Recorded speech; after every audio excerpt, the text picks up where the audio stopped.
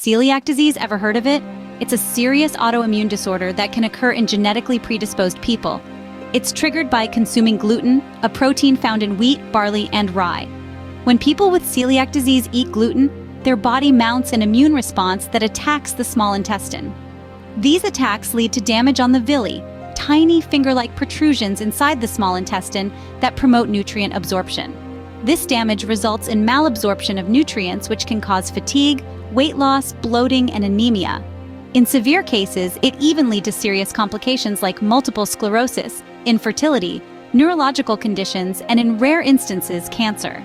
The only known treatment? A strict, lifelong gluten-free diet.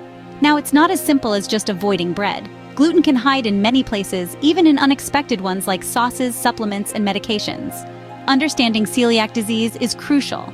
It's not a fad diet, it's a necessary lifestyle for those affected. So next time you see a gluten-free option, remember it's not just a choice. For some, it's a necessity and a lifeline to mitigate these serious health effects.